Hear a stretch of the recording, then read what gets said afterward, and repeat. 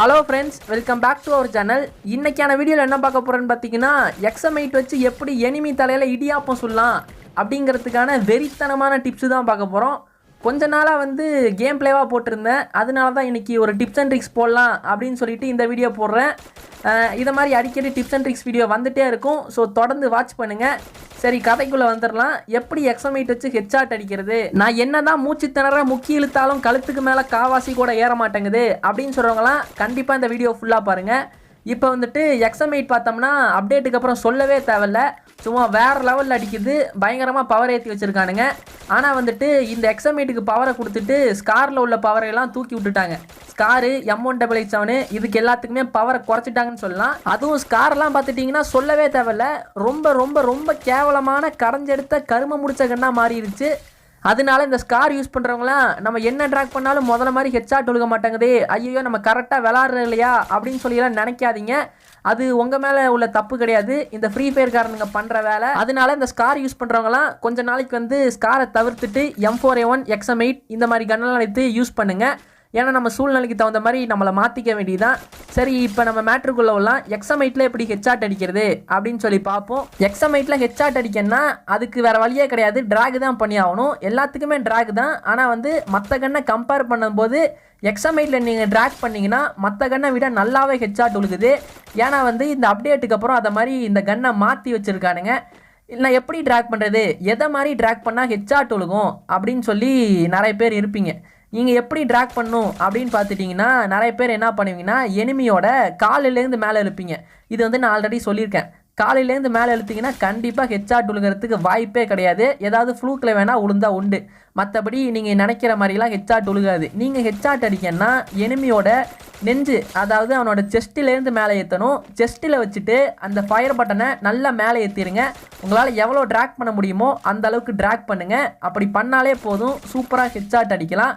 அப்புறம் இதை மாதிரி என்னால் வச்சு அடிக்க முடியல, இதுக்கு நான் என்ன பண்ணுறது அப்படின்னு சொல்லி கேட்பீங்க. இதுக்கு ஒன்றுமே கிடையாது. உங்களோட ஸ்க்ரீனை நார்மலாக எப்படி வச்சு விளாடுவீங்கன்னா கீழாப்புல வச்சு விளாண்டுட்டு இருப்பீங்க. அதை மாதிரி வச்சு விளாடாமல் ஸ்க்ரீனை எப்போதுமே அந்த கிராஸ் ஏர்னு சொல்லுவாங்க, அந்த பாயிண்ட் இருக்கு இல்லையா, கர்சர் பாயிண்ட்டு, அதை எப்போதுமே கொஞ்சம் மேலாப்பில் வச்சே விளாடுங்க. ஈஸியாக ஹெட்ஷாட் அடிச்சுட்டு போய்கிட்டே இருக்கலாம். அப்புறம் பார்த்துட்டிங்கன்னா ஒரு முக்கியமான விஷயம், அதாவது என்னன்னு கேட்டிங்கன்னா, இப்போ நீங்கள் எனிமியோட செஸ்ட்டில் பாயிண்ட்டை வச்சுட்டிங்க, ட்ராக் பண்ண போகிறீங்க. நார்மலாக இந்த மாதிரி எக்ஸமைட்லாம் வச்சு லாங் ரேஞ்சில் உள்ள ஒரு எனிமியை தான் நம்ம அடிப்போம் கண்டிப்பாக. அது மாதிரி லாங் ரேஞ்சில் உள்ளவனை நம்ம ட்ராக் பண்ணி அடிக்கும்போது நல்லா ஹெட்ஷாட் ஒழுகணும் அப்படின்னு நினச்சிங்கன்னா, நீங்கள் அந்த லெஃப்ட் சைடு உள்ள ஜாய்ஸ்டிக் இருக்கு இல்லையா, அதை பேக் சைடாக இழுத்து அடிங்க. ஒரு இடத்துல நின்றுட்டே ட்ராக் பண்ணாமல் கொஞ்சம் பின்னாடி இழுத்து அடிச்சிங்கன்னா உங்களுக்கு இன்னும் கொஞ்சம் மேலே ஏறும். நீங்கள் நார்மலாக பண்ணுற ட்ராகை விட அது இன்னும் கொஞ்சம் நல்லாவே மேலே ஏறும். அதனால ஹெட்ஷாட் உழுகிறதுக்கு அதிகமான வாய்ப்பு இருக்குது. அப்புறம் இப்போ சிட்டப்புன்னு ஒரு விஷயம் தலைவிரிச்சு ஆடிட்டு இருக்கு. அதாவது என்னன்னு பார்த்துட்டிங்கன்னா, பெரிய பெரிய பிளேயர்ஸ்லாம் என்ன பண்ணுவாங்கன்னா, சுடும்போது டப்புன்னு உட்காந்து எந்திரிச்சு மேலே ட்ராக் பண்ணுவாங்க, செமையாக ஹெட்ஷாட் உழுகும். அதை பற்றி கொஞ்சம் சொல்லுடா அப்படின்னு சொல்லி கேட்பீங்க. அது சிட்டப்புனா அது வேறு ஒன்றும் கிடையாது, சும்மா உட்காந்து எந்திரிச்சா ஹெட்ஷாட் ஒழுகுமா அப்படியெல்லாம் ஒன்றுமே கிடையாது. அதாவது அது என்னன்னு பார்த்துட்டிங்கன்னா, நம்ம நார்மலாக இப்போ ஒருத்தனை ட்ராக் பண்ணி ஹெட்ஷாட் அடிக்க ட்ரை பண்ணும்போது அது சில டைம் மிஸ் ஆகும். அந்த மாதிரி டைமில் டக்குன்னு குத்த வச்சு உட்காந்து எந்திரிச்சோம்னா கொஞ்சம் ஈஸியாக ஹெட்ஷாட் அடிக்கலாம். அவ்வளோதான், அது ஒன்றும் அவ்வளோ பெரிய விஷயமெல்லாம் கிடையாது. நீங்கள் ஒரு இடத்துல இப்போ ஒருத்த மேலே பாயிண்ட் வச்சு ஹெட்ஷாட் அடிக்க ட்ரை பண்ணும்போது அது சில டைம் மேலே போயிடும், இல்லாட்டி சில டைம் மிஸ் ஆயிரும்.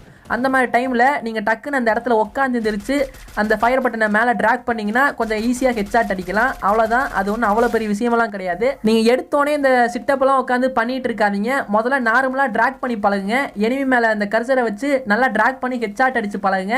அதுக்கப்புறமா அப்பப்போ கொஞ்சம் கொஞ்சமாக பொறுமையாக இது மாதிரி உட்காந்து எந்திரிச்சு ப்ராக்டிஸ் பண்ணுங்கள். எடுத்தோடனே போய் உட்காந்து எந்திரிச்சிட்டு இருந்தீங்கன்னா அப்புறம் ஒலை வச்சுட்டு போயிடுவானுங்க. அதனால எடுத்தோடனே போயிட்டு வெட்டியாக போய் உட்காந்து எந்திரிச்செல்லாம் சுட்டுருந்தீங்கன்னா கண்டிப்பாக ஹெட்ஷாட் உழுகாது. இது ட்ராக் பண்ணும்போது மிஸ் ஆனால் நம்ம உட்காந்து எந்திரிச்சோம்னா ஹெட்ஷாட் விழுந்துடும். இவ்வளோதான் மேட்ரு. இதை நம்பிட்டு நிறைய பேர் போயிட்டு, ஏன்னா ஃப்ரீ ஃபயரில் ஆரம்ப காலத்துலலாம் பார்த்துட்டிங்கன்னா இந்த சிட்டப்னு ஒரு இலை இருந்துச்சு, அதாவது உட்காந்து ஸ்கோப் போட்டு எந்திரிச்சோம்னா ஹெட்ஷாட் விழுகும். இது இதை பயன்படுத்தி நிறைய பேர் ஹெட்ஷாட்லாம் போட்டுட்டு ஈஸியாக மேட்சை ஜெயிச்சுட்டு நானும் ப்ரோ பிளேயர்னு சொல்லிட்டு நம்மளை மாதிரி சுற்றிட்டு இருப்பாங்க. அதனால அதை தூக்கி விட்டானுங்க. இந்த சிட்டப் ஸ்டாண்டெல்லாம் கிடையாது, சொந்தமாக அடிங்கடா அப்படின்னு சொல்லிட்டு அதை தூக்கி விட்டுட்டானுங்க. அது எங்கேயாவது மறுபடியும் வந்துருச்சோ, இப்போ வேறு சிட்டப்புன்ட்டு கிடக்குறானுங்க, அது எங்கேயாவது மறுபடியும் வந்துருச்சோ அப்படின்னு சொல்லிட்டுலாம் போயிட்டு அதை மாதிரி ட்ரை பண்ணிகிட்டு இருக்காதிங்க. அதனால நீங்கள் ஃபஸ்ட்டு நல்லா ட்ராக் பண்ணி கற்றுக்கோங்க. அதை மாதிரி ட்ராக் பண்ணி கற்றுக்கிறதுக்கப்புறமா நீங்கள் போய் ட்ராக் பண்ணி அடிக்கும் போது ஹெட்ஷாட் உழுகாட்டி அதை மாதிரி உட்காந்து எந்திரிச்சு ஹெட்ஷாட் அடிச்சிங்கன்னா கொஞ்சம் ஈஸியாக ஹெட்ஷாட் உழுகும். அவ்வளோதான், எடுத்தோடனே போயெல்லாம் உட்காந்து எந்திரிச்சிட்டு இருக்காங்க டைம் வேஸ்ட் பண்ணிவிட்டு. அடுத்ததாக வந்துட்டு ஸ்கோப் போட்டு எப்படி ஹெட்ஷாட் அடிக்கிறது, எந்த மாதிரி இடத்துல ஸ்கோப் போட்டு ஹெட்ஷாட் அடிக்கணும் அப்படின்னு சொல்லி பார்ப்போம். நீங்கள் ஸ்கோப் போட்டு ஹெட்ஷாட் அடிக்கணும் அப்படின்னு நினச்சிங்கன்னா எனிமி வந்துட்டு ரொம்ப லாங் ரேஞ்சில் இருந்தானா அந்த டைமில் உங்களோட கர்சர் பாயிண்ட்டு அவன் மேலே நிற்க மாட்டேங்குது, கரெக்டாக மாட்ட மாட்டேங்குது. அப்படிங்கிற போது தான் நீங்கள் வந்து ஸ்கோப்பை போட்டு ட்ராக் பண்ணி ஹெட்ஷாட் அடிக்கணும். மற்ற டைம்லலாம் சும்மா அந்த கர்சர் பாயிண்ட்டை எனிமி மேலே வச்சு ட்ராக் பண்ணாலே போதும், சூப்பராக ஹெட்ஷாட் அடிக்கலாம். அதனால வெட்டியாக டைம் வேஸ்ட் பண்ணிகிட்டு இருக்காங்க. சும்மா மீடியம் ரேஞ்சில் உள்ளவங்கலாம் ஸ்கோப் போட்டுட்டு ஆட்டிகிட்டு இருந்தீங்கன்னா அப்புறம் உங்களை அடித்து அடக்கம் பண்ணிட்டு போயிடுவானுங்க.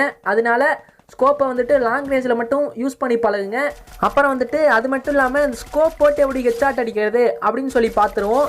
இந்த ஸ்கோப் போட்டு ஹெட்ஷாட் அடிக்கிறது பார்த்தீங்கன்னா நீங்கள் வந்துட்டு ஸ்கோப் போட்ட உடனே அந்த ஃபயர் பட்டனை மேலே இழுக்கணும். அப்போ தான் வந்துட்டு ஹெட்ஷாட் உழுகும், இல்லாட்டி சுத்தமாக ஹெட்ஷாட் உழுகவே உழுகாது. இது வந்துட்டு கொஞ்சம் கஷ்டமான வேலை. இதனால தான் வந்துட்டு நான் லாங் ரேஞ்சில் மட்டும் ஸ்கோப் யூஸ் பண்ண சொன்னேன், மற்ற டைம்லலாம் நார்மலாகவே ட்ராக் பண்ண சொன்னேன். ஏன்னா வந்துட்டு நீங்கள் அதை மாதிரி அடிக்கும்போது பல டைம் மிஸ் ஆகும். நீங்கள் ஸ்கோப் போட்டு டக்குன்னு மேலே இழுக்கும்போது அப்படியே அந்த ஸ்கோப்பு மேலே போயிடும். நீங்கள் எனிமியை பாதி அடிக்கிறதுக்குள்ளே கன்று பரலோகத்தை பார்த்து பல் அழிச்சிட்டு நிற்கும். இதனாலே நம்ம செத்து போயிடுவோம். அதனால் நீங்கள் அப்படி அடிக்கணும் அப்படின்னு நினச்சிங்கன்னா நீங்கள் அதுக்கு ப்ராக்டிஸ் பண்ணிக்கிட்டே இருக்கணும். அப்போ தான் வந்துட்டு ஸ்கோப் போட்டு ஹெட்ஷாட் அடிக்க வரும்.